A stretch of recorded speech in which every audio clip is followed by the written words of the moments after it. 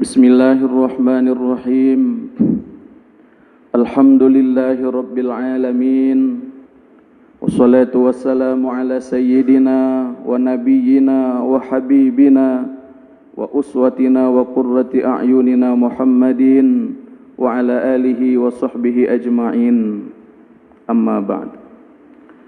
Puji syukur terus kita panjatkan kehadirat Allah Subhanahu wa taala. Allah lah yang memberi kita kekuatan hari ini untuk hadir di Masjid Agung, karena beliau zat yang maha agung dan kita sesungguhnya sedang berjuang menjadi hamba yang agung di sisi Allah Subhanahu wa taala. Berpuji juga dan bersyukur karena sampai hari yang bertuah ini Allah Subhanahu wa taala masih memberikan kita hidup sebagai modal dari seluruh amaliyah yang kita lakukan demi menjadi hamba-hamba yang agung. Dikala nafas ini terhenti, maka seluruh apapun amal soleh yang ingin kita lakukan tentu semuanya telah terhenti. Hari ini tanpa terasa bulan berganti bulan hingga akhirnya berada di penghujung tahun Islam, tahun kita umat Islam, tahun yang agung dan mulia di sisi kita, karena Allah Subhanahu wa taala pun menempatkan tahun Hijriah ini adalah tahun yang terikat dengan seluruh aktivitas-aktivitas syariah yang ditentukan oleh waktu, maka penentuannya ada di tahun Hijriah. Yas'alunaka 'anil ahillah, sesungguhnya wahai Muhammad, mereka akan bertanya kepadamu tentang anak bulan. Maka sampaikan kepada mereka bahwa sesungguhnya anak bulan itu adalah merupakan waktu bagi seluruh aktivitas yang terkait dengan syariah. Apakah itu haji, apakah itu baligh, apakah itu seluruh hal-hal lain yang berkaitan dengannya.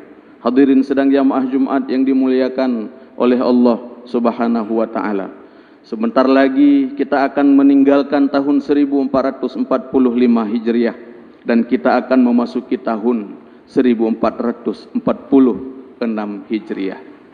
Maka khatib ingin mengajak kita hari ini untuk mengenang pahitnya, kemudian senangnya tahun baru Hijriah itu, karena tahun itu muncul karena ditinjau dari dua dimensi, dari segi senangnya juga dari segi banyak pahitnya. Berawal saat masa kekhalifahan Umar ibn al-Khattab.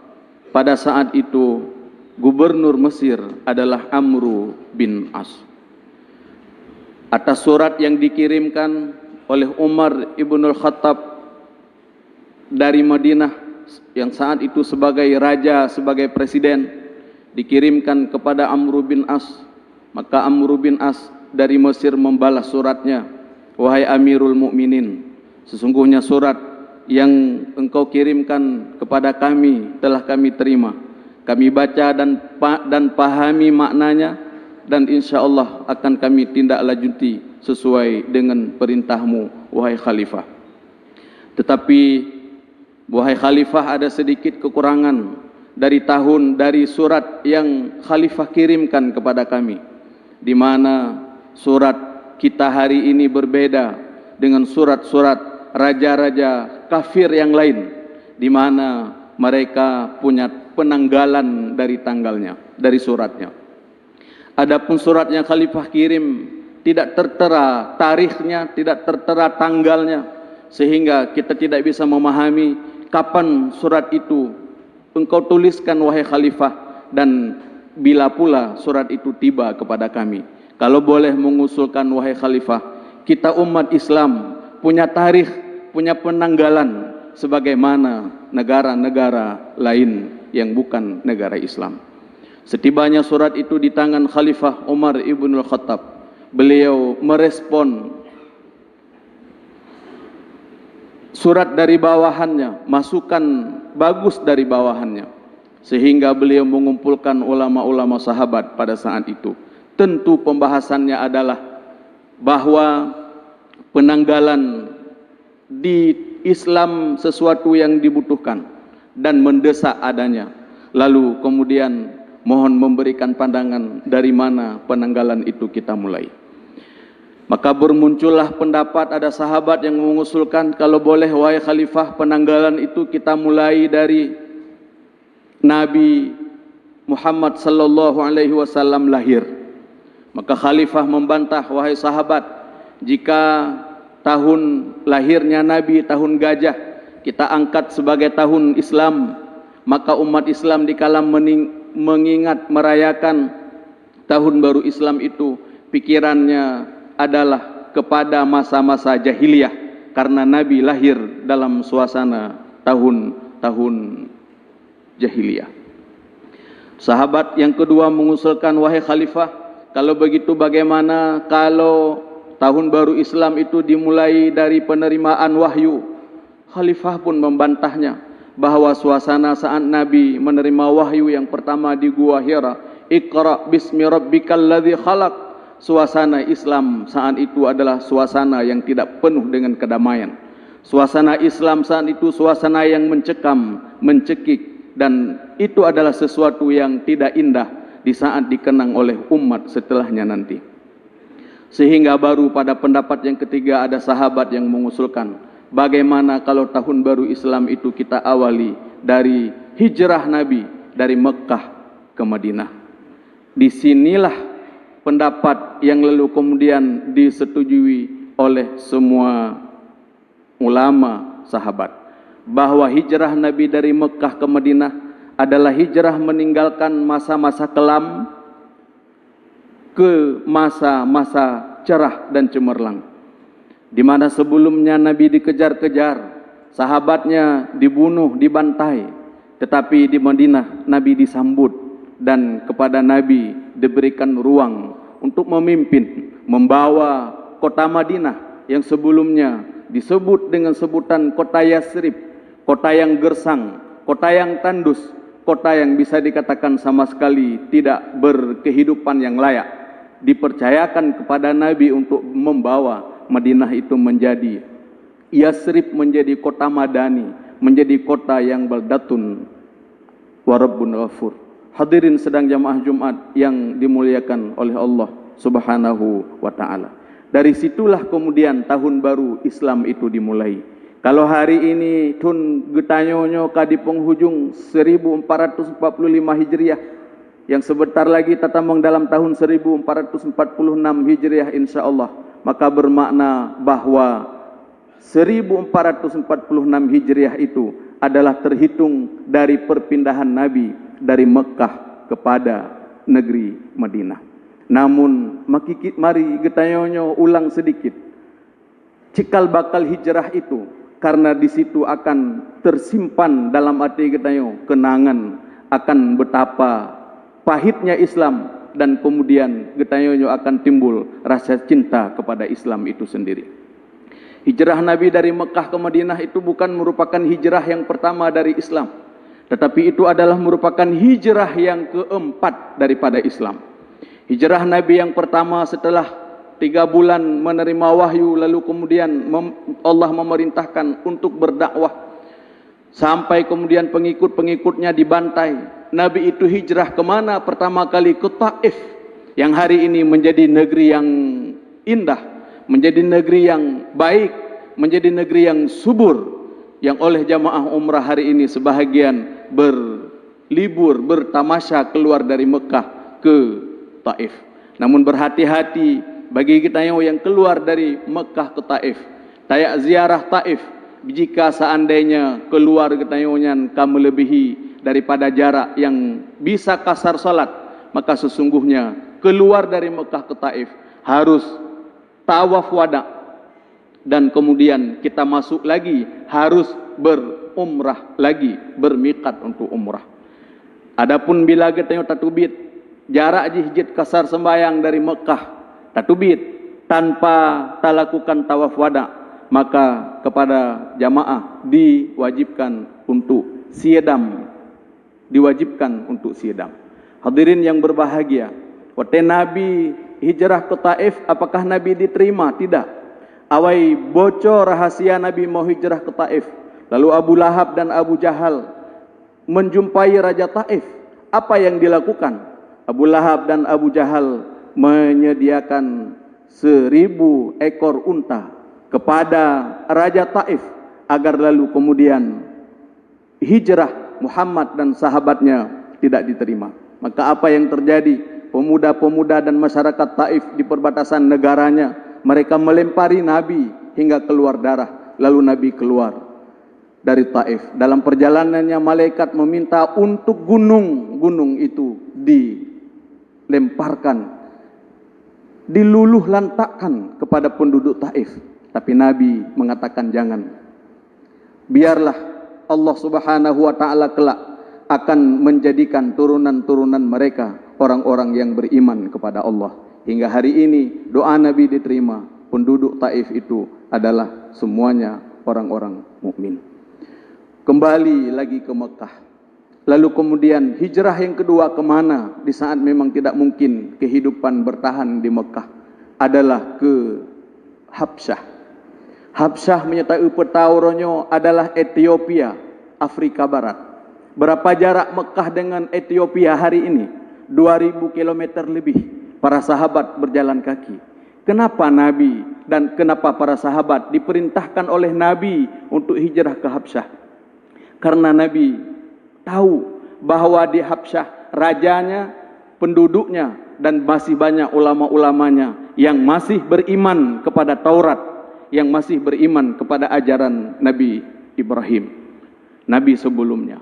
Maka lalu hijrahlah para sahabat yang dipimpin oleh Hamzah. Nabi tinggal di kota Mekah. Supaya kenapa? Perjalanan hijrah para sahabat itu tidak dicegal di tengah jalan. Karena Nabi Muhammad masih ada di Mekah. Berarti ini tidak ada pengikut yang keluar. Maka sahabatnya keluar ke Habsyah. Sampai di Raja Habsyah. Raja Habsyah mengumpulkan ulama-ulamanya. Lalu apa yang dilakukan? Ulama-ulama Habsyah itu menanyakan tentang Nabi Muhammad sallallahu alaihi wasallam dan ajarannya. Maka saat itu Hamzah bin Abi Thalib membacakan surah Yasin dari awal sampai akhir dengan linangan air mata raja dan ulama-ulama raja pada saat itu mendengarkan Yasin yang dibacakan itu. Lalu di akhir mereka mengatakan bahwa apa yang dibacakan itu sama seperti apa yang tersebut di dalam Taurat, kitab mereka saat itu. Hadirin sedang jamaah Jumat yang dimuliakan oleh Allah Subhanahu wa taala. Mereka diterima, Raja Habsyah beriman, pendeta-pendeta atau ulama mereka saat itu pun beriman, sehingga hiduplah mereka dalam keadaan aman, tentram dan sentosa. Kemudian Nabi memerintahkan hijrah yang ketiga juga ke Habsyah, rombongan yang kedua dari sahabat ke Habsyah. Beberapa waktu mereka di Habsyah merasa bahwa kita tidak kurang makan, tidak kurang tidur, tidak kurang minum, tetapi sesungguhnya hati kita ada yang kurang. Nabi Muhammad tidak ada di tengah-tengah kita. Maka Pakiban, kalau seandainya kita kembali saja ke Mekah, sekalipun kita disakiti, diembargo, tidak punya makan dan minum, tetapi sesungguhnya hati kita puas karena kita di tengah-tengah kita ada sosok yang kita cintai, yaitu Muhammad.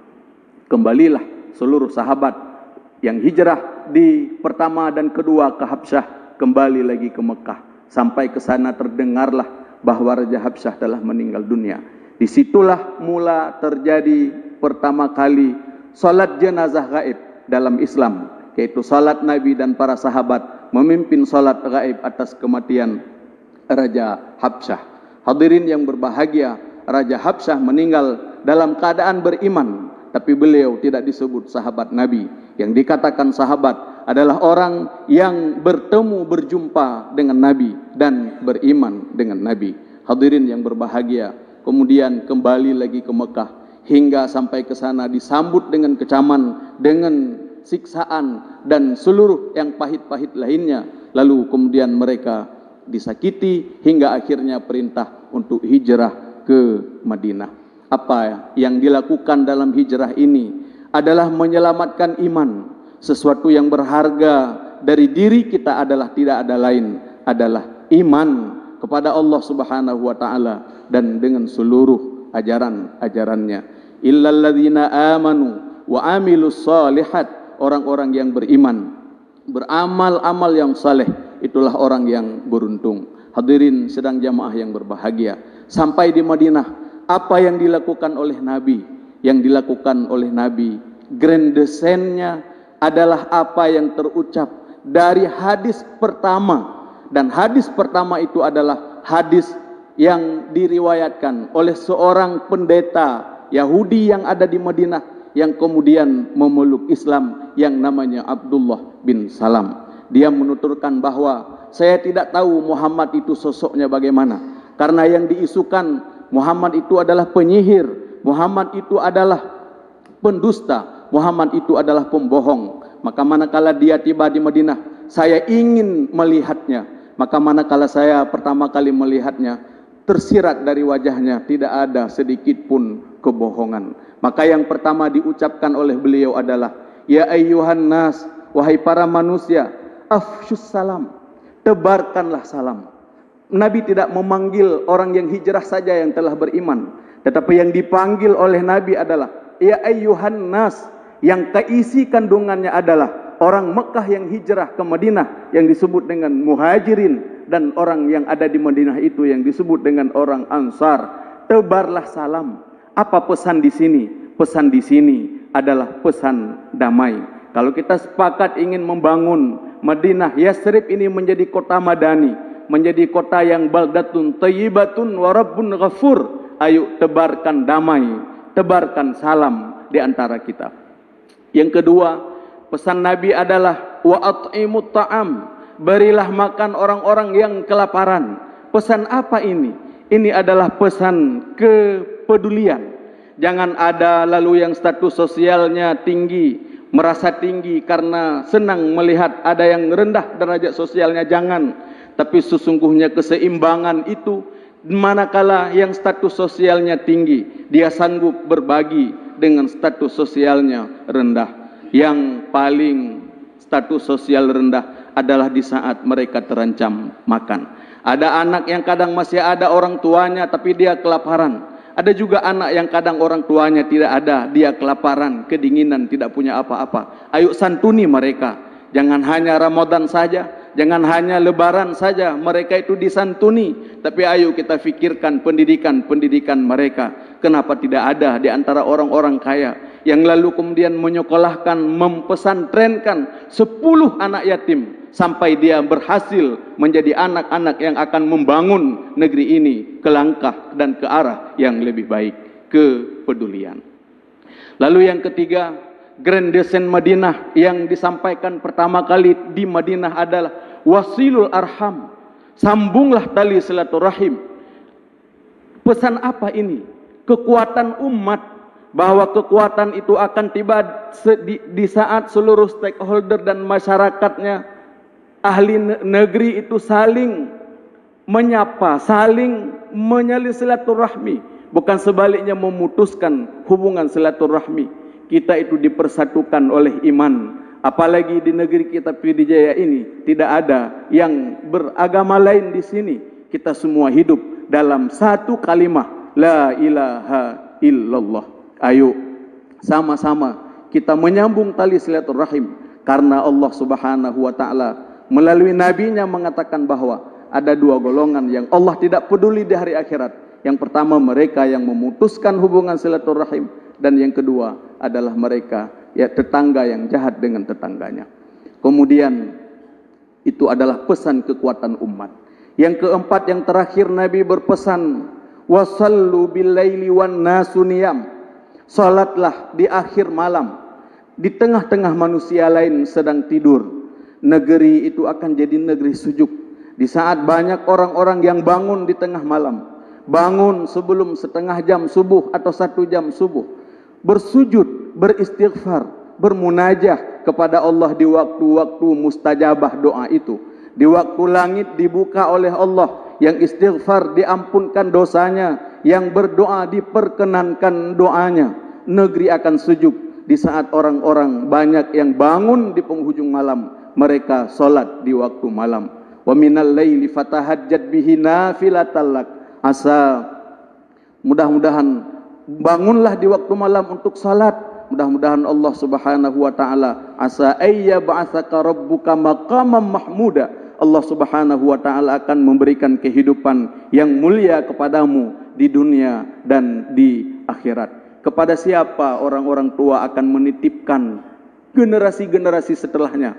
Adalah kepada Allah Subhanahu wa taala. Di mana titipan itu harus dititipkan? Di sujud penghujung malam. Kita melihat orang-orang tua kita dulu, uro geja ublang lang tengah tarik mata uro. Dia biasa-biasa saja. Jadi pemulung, dia jadi manusia yang biasa-biasa saja.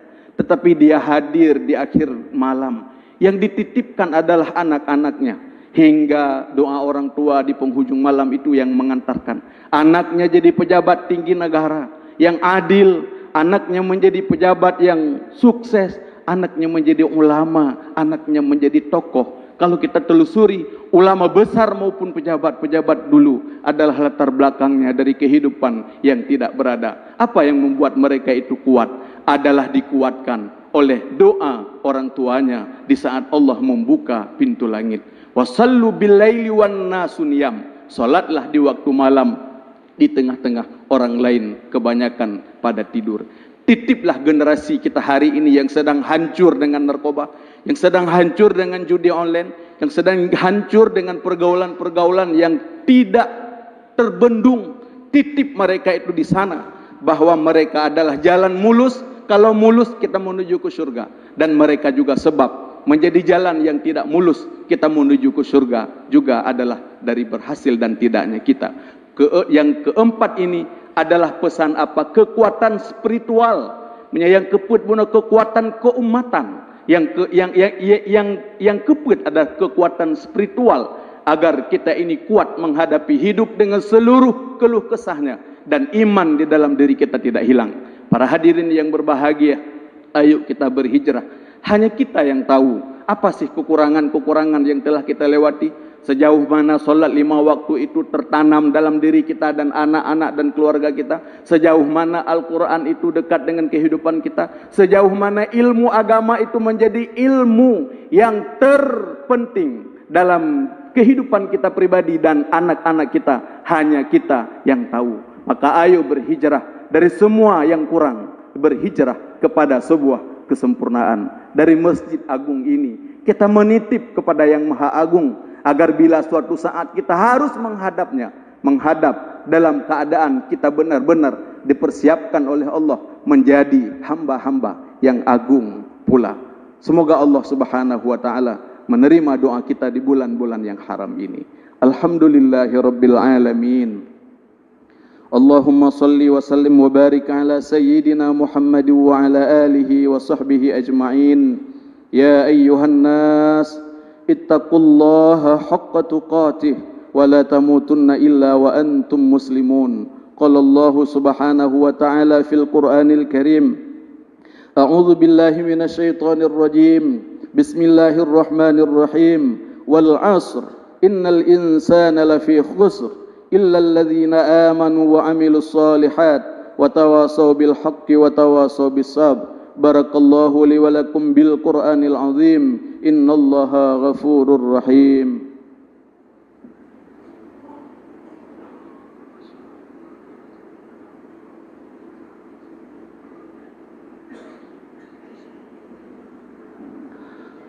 Alhamdulillahi rabbil alamin.